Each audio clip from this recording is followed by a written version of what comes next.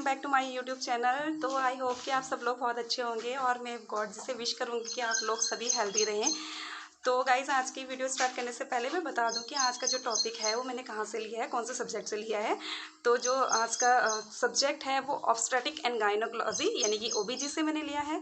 और जो आज की मेरी वीडियो है वो प्रीवियस टॉपिक का कंटिन्यूएशन पार्ट है। तो आप लोग समझ ही गए होंगे कि ऑब्स्टेट्रिक ड्रग की मैं बात कर रही हूँ। ठीक है, तो ऑब्स्टेट्रिक ड्रग में भी जो मैंने पार्ट 3 के अंदर जो मैं इंक्लूड करने वाली हूँ वो ड्रग्स हैं टोकोलाइटिक एजेंट। तो गाइज़, वीडियो को स्टार्ट करने से पहले आप सबसे रिक्वेस्ट है, प्लीज़ वीडियो को लाइक करें, अपने सजेशन को कमेंट्स में मुझे बताएं कि मैं क्या चीज़ इंप्रूव करूं या क्या चीज़ आपको अच्छी लगी इस चीज़ में। ठीक है, अगर आपने चैनल को अभी तक सब्सक्राइब नहीं किया है तो चैनल को ज़रूर से सब्सक्राइब कर दें। तो स्टार्ट करते हैं आज की क्लास। ठीक है, तो टोकोलाइटिक एजेंट होती क्या है। ठीक है, तो सबसे पहले आपको पता ही होगा कि जब प्रेगनेंसी का टाइम होता है या लेबर का टाइम होता है तो उस टाइम पे क्या होते हैं, यूट्राइन कॉन्ट्रैक्शन उठते हैं मदर को। ठीक है, पेन होता है मदर को, यूट्राइन कॉन्ट्रैक्शन उठते हैं। ठीक है, तो उस जब क्या होता है कि 37 वीक ऑफ जेस्टेशन या 37 वीक ऑफ प्रेगनेंसी से पहले ही मदर को यूट्राइन कॉन्ट्रैक्शन आने लग जाए या साइन ऑफ प्रेगनेंसी शो होने लग जाए, तो उस टाइम पे हम लोग जिन मेडिकेशन का यूज़ करते हैं उन कॉन्ट्रैक्शन को स्टॉप करने के लिए और प्रेगनेंसी को कंटिन्यू चलाने के लिए, तो उन मेडिकेशन को हम लोग क्या बोलते हैं, टोकोलाइटिक एजेंट कहते हैं। ठीक है, एग्जांपल देती हूँ कि जैसे मान के चलिए अभी 1 वीक है या फिर 3-4 दिन है कि मदर को 37 वीक्स होने में, 37 हफ्ते की जो प्रेगनेंसी होती है उसे नॉर्मल प्रेगनेंसी का टाइम बोलते हैं, गर्भावस्था समय बोलते हैं। ठीक है, अगर मान के चलो 3 या 4 दिन या 1 हफ्ता बचा है अभी उस टाइम को आने में और उससे पहले ही मदर को प्रेगनेंसी के साइन सिम्टम शुरू हो जाए, साइन आने शुरू हो जाए, कॉन्ट्रैक्शन आने शुरू हो जाए। ठीक है, तो उस टाइम में बहुत सारी पॉसिबिलिटी रहती है कि प्री मैच्योर बेबी होने के चांसेस हो सकते हैं। अगर प्री मैच्योरिटी बर्थ हुआ तो इन्फेक्शन के चांसेस रहते हैं। ठीक है, तो उस कंडीशन को मेंटेन करने के लिए, प्रेगनेंसी ड्यूरेशन को मेंटेन करने के लिए, यूट्राइन कॉन्ट्रैक्शन को स्टॉप करने के लिए जिन मेडिकेशन का हम लोग यूज़ करते हैं उनको हम लोग क्या बोलते हैं, टोकोलाइटिक एजेंट कहते हैं। ठीक है, आई होप कि आपको समझ में आया होगा कि टोकोलाइटिक एजेंट होते क्या हैं। ठीक है, अब बात करते हैं कि इनके अदर नेम क्या है। तो जो टोकोलाइटिक एजेंट है उनका एक नाम तो है एंटी कॉन्ट्रैक्शन ड्रग हम बोलते हैं। ठीक है, यानी कि जो टोकोलाइटिक एजेंट है उसका दूसरा नाम क्या होता है, एंटी कॉन्ट्रैक्शन मेडिकेशन हम लोग इसको बोलते हैं। और सेकंड इसका दूसरा नाम है लेबर सप्रेशेंट। ठीक है, अगर क्वेश्चन आपसे लेबर सप्रेशेंट के बारे में पूछा जाए या एंटी कॉन्ट्रैक्शन मेडिकेशन के बारे में पूछा जाए तो आपको किसके बारे में लिखना है, टोकोलाइटिक एजेंट के बारे में लिखना है। ठीक, अब बात करते हैं यूज़, क्या क्या यूज़ होता है टोकोलाइटिक एजेंट का। ठीक है, तो एक ही यूज़ है इसका कि अगर 37 हफ्ते से पहले प्रेगनेंसी के साइन दिख रहे हैं, कॉन्ट्रैक्शन उठ रहे हैं, तो उस टाइम पे उन कॉन्ट्रैक्शन को स्टॉप करके एक नॉर्मल ड्यूरेशन प्रेगनेंसी को मेंटेन करना, यही क्या होता है, हमारा टोकोलाइटिक एजेंट का फंक्शन होता है या यूज़ होता है। ठीक है, अब एक इंपॉर्टेंट चीज़ मैं बता देती हूँ कि जब हम टोकोलाइटिक एजेंट देते हैं तो उस टाइम पे हम लोग टोकोलाइटिक एजेंट के साथ साथ सेडेटिव ड्रग्स का भी यूज़ करते हैं। और सेडेटिव ड्रग्स हम लोग इसलिए देते हैं ताकि जो मदर है या जो प्रेग्नेंट वीमेन है उसको कंफर्ट फील हो सके, उसको किसी प्रकार का कोई डिस्कम्फर्ट फील ना हो। तो उस टाइम पे हम लोग क्या करते हैं, टोकोलाइटिक एजेंट के साथ साथ सेडेटिव ड्रग्स का भी यूज़ करते हैं। ठीक है, तो अब बात करते हैं कि जो टोकोलाइटिक एजेंट है उनको हम कैसे कैसे देते हैं। ठीक है, तो जो टोकोलाइटिक एजेंट है उसको देने का 2 वे होता है जिसको हम लोग 2 थेरेपी बोलते हैं। ठीक है, फर्स्ट थेरेपी होती है शॉर्ट टर्म थेरेपी और दूसरी होती है लॉन्ग टर्म थेरेपी। ठीक है, अब बात करते हैं शॉर्ट टर्म थेरेपी क्या होती है। ठीक है, मान के चलो कि अभी एक वीमेन है जिसकी प्रेगनेंसी 2-3 दिन बाद होने वाली थी। ठीक है, मगर उसे 2-3 दिन पहले ही यूट्राइन कॉन्ट्रैक्शन आने शुरू हो गए, उसको पेन होना शुरू हो गया, लेबर पेन स्टार्ट हो गया। ठीक है, उस टाइम पे हम जो मेडिकेशन देंगे, जितनी डोज देंगे डॉक्टर के प्रिस्क्रिप्शन के अकॉर्डिंग, उनको हम लोग क्या करते हैं, शॉर्ट टर्म थेरेपी के अंदर इंक्लूड करते हैं।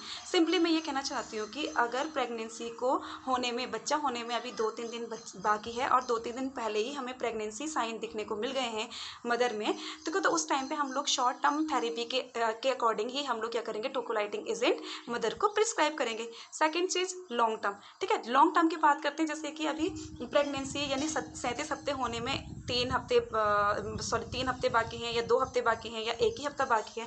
ठीक है, तो उस टाइम पे इन ड्यूरेशन कंडीशन को मेंटेन करने के लिए, इन कॉन्ट्रैक्शन को स्टॉप करने के लिए, ताकि कॉन्ट्रैक्शन उसी टाइम पे आए जब लेबर हम लोग कंडक्ट करवाएं, ठीक है। उस टाइम पे हम लोग क्या करते हैं, लॉन्ग टर्म मेडिकेशन का यूज़ करते हैं, ठीक है। यानी कि टोकोलाइटिक एजेंट हम क्या करते हैं, 2 थेरेपी के अकॉर्डिंग देते हैं। फर्स्ट जो थेरेपी होती है जिसको हम लोग शॉर्ट टर्म बोलते हैं, और शॉर्ट टर्म हम लोग कब यूज़ करते हैं, जब प्रेगनेंसी को होने में 2-3 दिन, यानी बच्चा होने में 2-3 दिन बाकी हो और 2-3 दिन पहले क्या होता है, मदर को यूट्राइन कॉन्ट्रैक्शन शुरू हो जाए, ठीक है। तो उस कंडीशन में हम शॉर्ट टर्म थेरेपी का यूज़ करते हैं। सेकंड जो होती है हमारी लॉन्ग टर्म थेरेपी, ठीक है। लॉन्ग टर्म थेरेपी का यूज़ हम तब करते हैं जब बच्चा होने में भी 2-3 हफ्ते बाद बचे हैं, 2-3 या 1 हफ्ता बचा है और कॉन्ट्रैक्शन पहले से आने शुरू हो जाए, तो उस टाइम पर हम कंटिन्यूएशन ऑफ प्रेगनेंसी को मेनटेन करने के लिए क्या करते हैं, लॉन्ग टर्म थेरेपी के अकॉर्डिंग हम लोग टोकोलाइटिक एजेंट को देते हैं, ठीक। अब बात करते हैं इंडिकेशन क्या क्या है, मतलब किन किन केसेस में हम लोग टोकोलाइटिक एजेंट देते हैं, तो मैं पहले ही डिस्कस कर चुकी हूँ, बता चुकी हूँ कि किस केस में हम टोकोलाइटिक एजेंट देते हैं। तो जो फर्स्ट केस है वो हम तब देते हैं जब जो प्रेगनेंसी हो लेस देन 37 वीक हो, ठीक है। प्रेगनेंसी के साइन 37 हफ्ते से पहले दिखने को मिल जाए, तो उस टाइम पे टोकोलाइटिक एजेंट का यूज़ किया जाता है। सेकेंड चीज़ है पेनफुल पाल्पिटेशन, ठीक है। पेनफुल पाल्पिटेशन यानी कि कॉन्ट्रैक्शन आएंगे और उसको दर्द होगा मदर को बहुत ज़्यादा, ठीक है। तो उस टाइम पे भी हम मैनेज करने के लिए क्या करते हैं, हम लोग टोकोलाइटिक एजेंट का काम करते हैं, ठीक है। तब भी और हम लोग अगर किसी मदर में कोई भी लाइफ थ्रेटनिंग कंडीशन नहीं है, यानी कि मान के चलो कहीं मतलब जैसे रप्चर ऑफ मेम्ब्रेन हो गया है, ठीक है, बेबी को अब कंडक्ट करवाना है, तो एक लाइफ क्रिटिकल कंडीशन है, मदर को भी हार्म हो सकता है और बेबी को भी हार्म हो सकता है।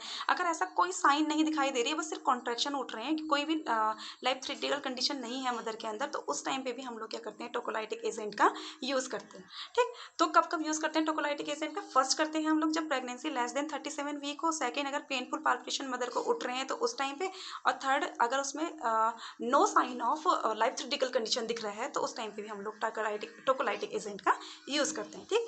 अब बात करते हैं कॉन्ट्रा इंडिकेशन, ठीक है। तो इंडिकेशन मतलब किस केस में हम टोकोलाइटिक एजेंट देंगे, और कॉन्ट्रा इंडिकेशन मतलब कि किस केस में हम लोग ये मेडिकेशन नहीं देते हैं, ठीक है। तो सबसे पहले इसमें है कि fetus less than 2.5 kg weight, ठीक है। यानी कि अगर जो फीटस है, बेबी का नॉर्मल वेट मैंने इससे पहले बताया है कि 2.5 kg टू 3.5 kg होता है।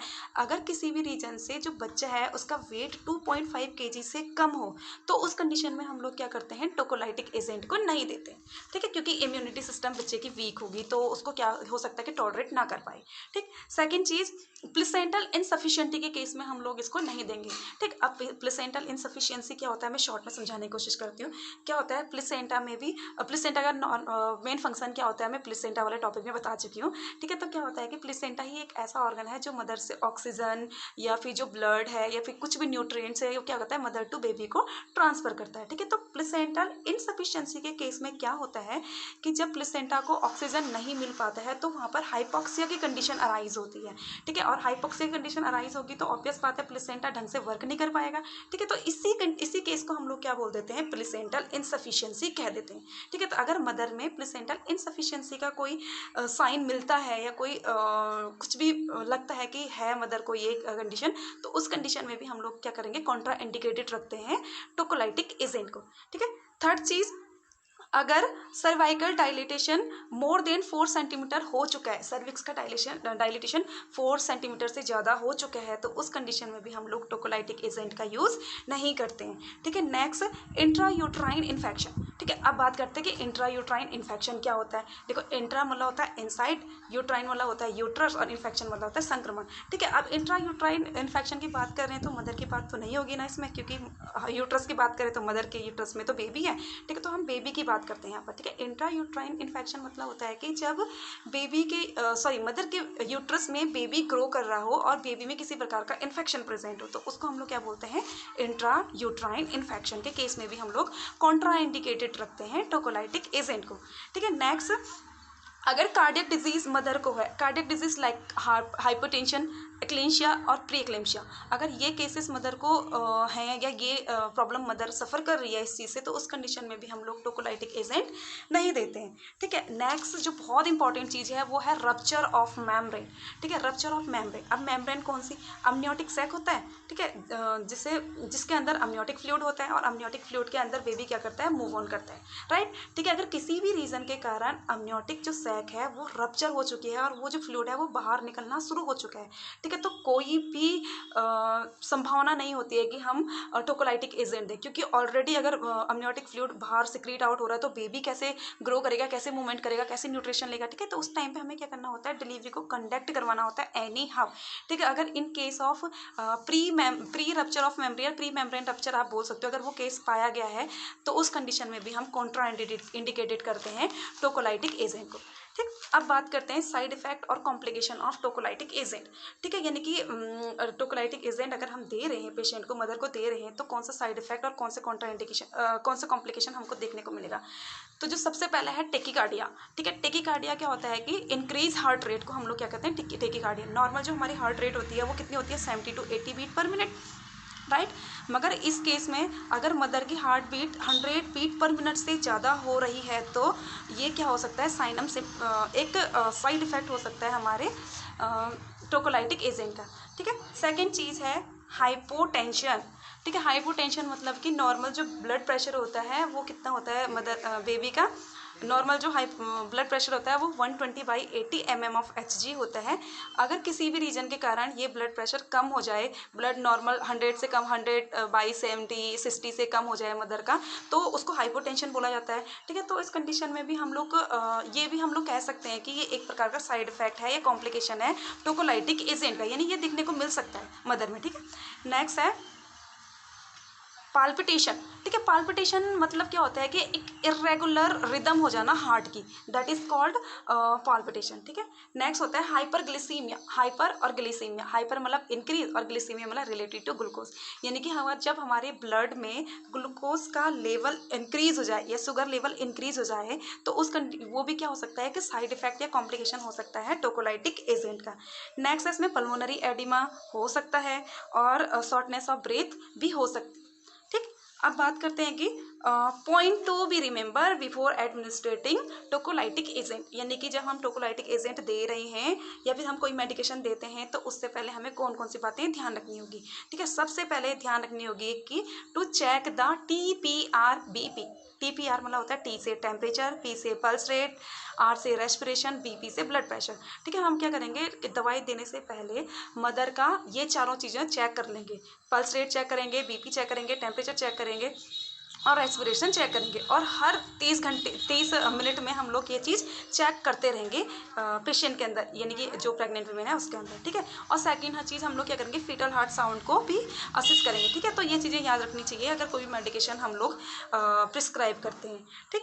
अब बात करते हैं कि कौन कौन सी मेडिकेशन आती है टोकोलाइटिक एजेंट के अंदर। वैसे तो बहुत सारी मेडिकेशन टोकोलाइटिक एजेंट के अंदर आती है, मगर मैं आज सिर्फ ड्रग ऑफ चॉइस के बारे में ही आप लोगों को बताऊंगी, ठीक है। तो जो सबसे पहले जो टोकोलाइटिक एजेंट के अंदर जो मेडिकेशन आती है उसमें आता है बीटा मिमेटिक ड्रग, ठीक है। तो जो बीटा मिमेटिक ड्रग है उसके अंदर 2 ड्रग्स आती है, एक आती है इसमें टर्ब्यूटालिन और सेकेंड आती है इसमें रेट्रोडिन, ठीक है। जो टर्ब्यूटालिन जो ड्रग होती है ना उसको हम लोग ड्रग ऑफ चॉइस मानते हैं टोकोलाइटिक एजेंट का, ठीक है।